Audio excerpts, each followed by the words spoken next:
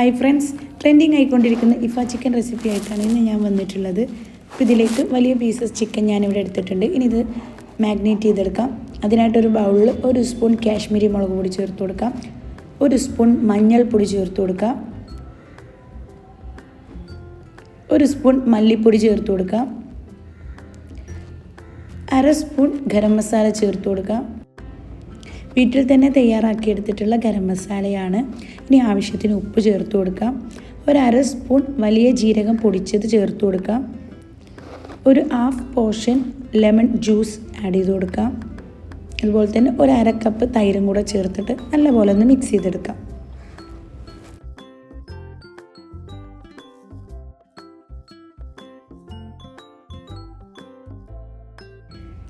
രണ്ട് സ്പൂൺ ഇഞ്ചി വെളുത്തുള്ളി ചതച്ചതും കൂടെ ചേർത്ത് കൊടുക്കുന്നുണ്ട്.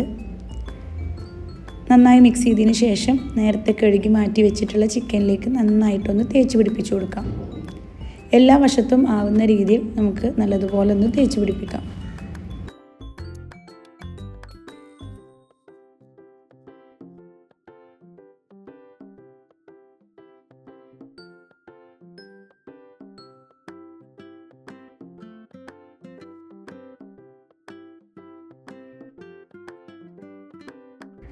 ഒരു 2 മണിക്കൂർ റെസ്റ്റ് ചെയ്യാൻ മാറ്റി വെച്ചിട്ടുള്ള ചിക്കൻ ഇത് നമുക്ക് ഫ്രൈ ചെയ്തെടുക്കാം. അതിനായിട്ടൊരു പാൻ വെച്ച് അതിലേക്ക് ഒരല്പം ബട്ടർ ചേർത്ത് കൊടുക്കുന്നുണ്ട്. ബട്ടറിൽ വേണം ഇത് ഫ്രൈ ചെയ്തെടുക്കാനായിട്ട്. ഇനി ചിക്കനും കൂടെ ഇതിലേക്ക് ചേർത്ത് കൊടുത്തിട്ട് ഒന്ന് ഫ്രൈ ചെയ്തെടുക്കാം. ലോ ഫ്ലെയിമിൽ ഇട്ടിട്ട് വേണം ഇത് ഫ്രൈ ചെയ്തെടുക്കാൻ വേണ്ടിയിട്ട്. ഞാൻ ഒരേ സമയം 2 പാനിൽ വെച്ചിട്ടാണ് ഫ്രൈ ചെയ്തെടുത്തിട്ടുള്ളത്, പെട്ടെന്നാവാൻ വേണ്ടിയിട്ട്. ചിക്കൻ ഫ്രൈ ചെയ്ത് വരുന്ന ടൈമിൽ നമുക്ക് ഇതിലേക്കുള്ള സോസ് തയ്യാറാക്കാം. മയോണൈസ് പോലെ ഒരു സോസ് തന്നെയാണ് ഇത്. ഇതിലേക്ക് പുഴുങ്ങിയ മുട്ടയാണ് ചേർത്ത് കൊടുക്കുന്നത്. ഒരു 3 പുഴുങ്ങിയ മുട്ടയുടെ വെള്ള ചേർത്ത് കൊടുത്തിട്ടുണ്ട്. ഒരല്പം വിനാഗിരി ചേർത്ത് കൊടുക്കാം. ഒരു 5 അല്ലെങ്കിൽ 6 വെളുത്തുള്ളി ചേർത്ത് കൊടുക്കാം. വെളുത്തുള്ളിയുടെ വലുപ്പത്തിനനുസരിച്ചിട്ട് വേണം നമ്മൾ ചേർത്ത് കൊടുക്കാനായിട്ട്. ആവശ്യത്തിന് ഉപ്പ് ചേർത്ത് ചീസും കൂടെ ചേർത്ത് കൊടുക്കുന്നുണ്ട്. 2 ചീസിൻ്റെ സ്ലൈസാണ് ഞാനിവിടെ ചേർത്ത് കൊടുത്തിട്ടുള്ളത്. ഇനി ഇതിലേക്ക് ആവശ്യമുള്ള അത്രയും ഫ്രഷ് ക്രീം ചേർത്ത് കൊടുക്കാം. ഇത്രയും ചേർത്തിട്ടുള്ള ഇൻഗ്രീഡിയൻസ് നമുക്ക് ഒന്നുപോലും സ്കിപ്പ് ചെയ്യാണ്ട് വേണം ചേർത്ത് കൊടുക്കാനായിട്ട്. ഇനി ഇത് ഫൈനായിട്ടൊന്ന് പേസ്റ്റ് ചെയ്തെടുക്കാം. ഇനി ഇതിലേക്ക് ഒരല്പം 1 സ്പൂൺ സൺഫ്ലവർ ഓയിൽ ചേർത്ത് കൊടുത്തിട്ട് ഒന്നും കൂടെ ഒന്ന് പേസ്റ്റ് ആക്കിയെടുക്കാം.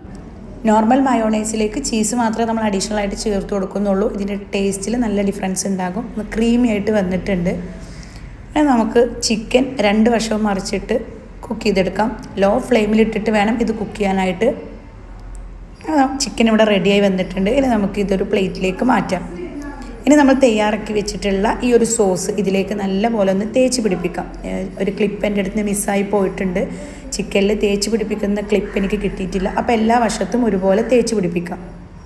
വളരെ ടേസ്റ്റി ആയിട്ടുള്ള ഒരു ഇഫ ചിക്കനാണ്. എല്ലാവർക്കും ഉണ്ടാക്കിയെടുക്കാൻ പറ്റുന്ന ഒരു ഡിഷും കൂടിയാണ്. അപ്പോൾ എല്ലാവരും ഇതൊന്ന് ട്രൈ ചെയ്ത് നോക്കാം. നമുക്ക് വെറുതെ കഴിക്കാനായിട്ട് നല്ല ടേസ്റ്റാണ്. Thank you for watching.